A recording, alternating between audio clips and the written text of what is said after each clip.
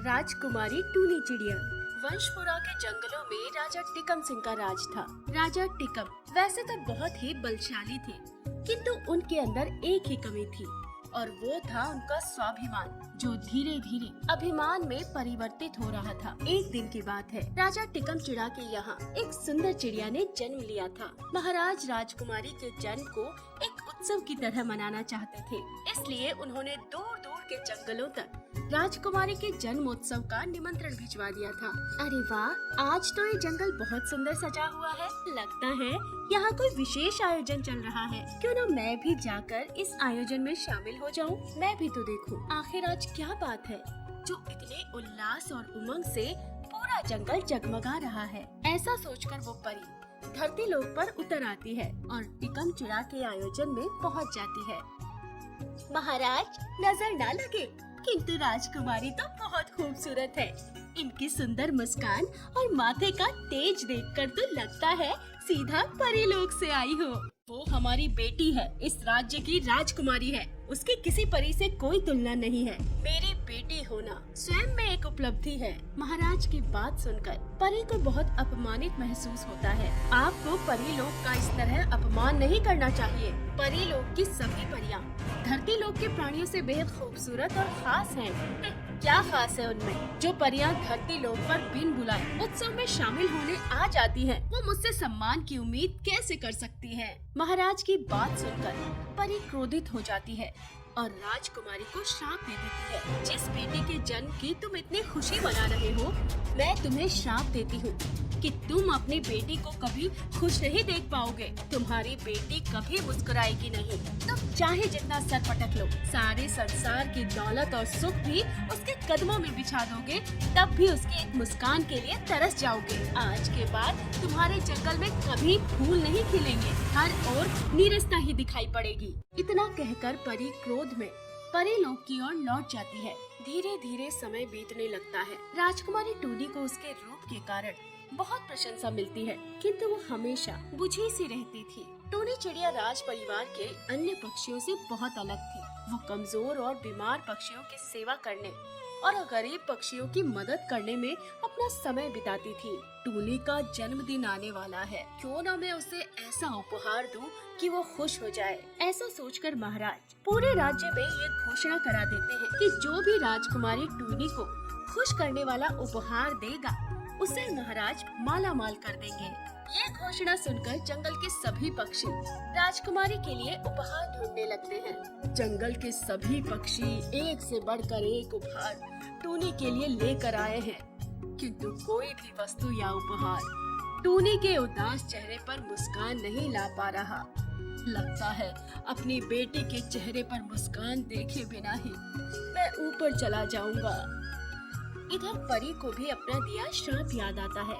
कितने बरस बीत गए। उस रोज मैंने टूनी को श्राप देकर शायद उसके साथ सही नहीं किया। उसके पिता के कर्मों का फल एक बच्चे को भुगतना पड़ रहा है। मुझे अपने क्रोध पर नियंत्रण रखना चाहिए था।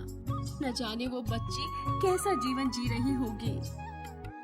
ऐसा सोचकर परी बहुत उदास हो जाती है और अगले ही पल धरती पर जाने का विचार कर लेती है।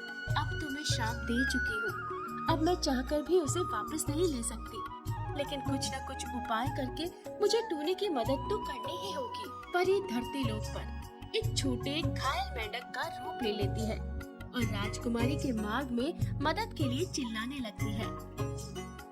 अरे, ये किस जीव के कराहने की आवाज है? उफ, लगता है कोई बहुत तकलीफ में है। राजकुमारी यहाँ वहाँ तलाशती है तो उसे एक घायल मेंढक दिखाई देता है। अरे, तुम तो घायल हो गए हो। अब तुम बिल्कुल भी मत घबराओ। मैं तुम्हें अपने साथ महल लेकर चलूंगी और वहीं तुम्हारी मरहम पट्टी करके तुम्हें स्वस्थ कर दूंगी।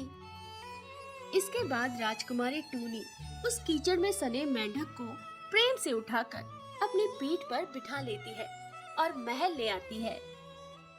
कुछ दिन बाद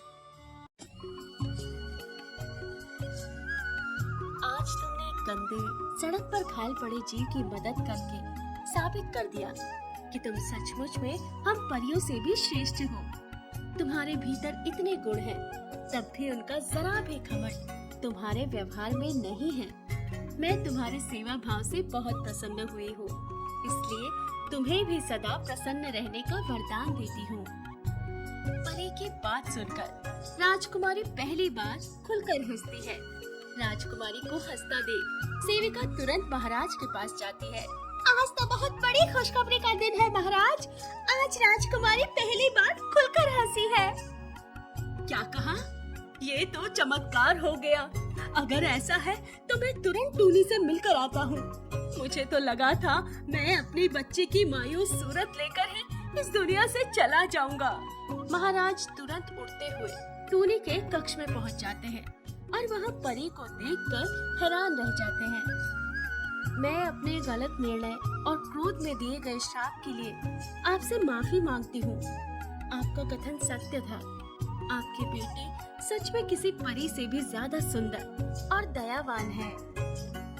माफी तो मैं भी आपसे मांगना चाहता था। उस रोज मैंने आपके साथ अनुचित व्यवहार किया, जिसके लिए मुझे दंड मिलना तो तय था। मैं सत्ता के घमंड में द्वार पर आए अतिथि का सत्कार भी भूल गया। आखिर मुझे तो परिणाम भुगतना ही था। राजा के मुख से ऐसी बातें सुनकर परी का मन शांत हो जाता है और वो राजा और टूनी को सच्चे हृदय से माफ कर देती है।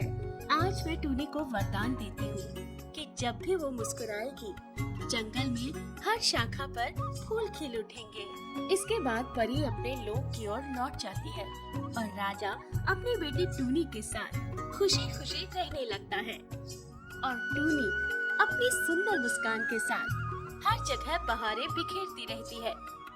इस तरह बरसों से जंगल में फैली नीरसता समाप्त हो जाती है।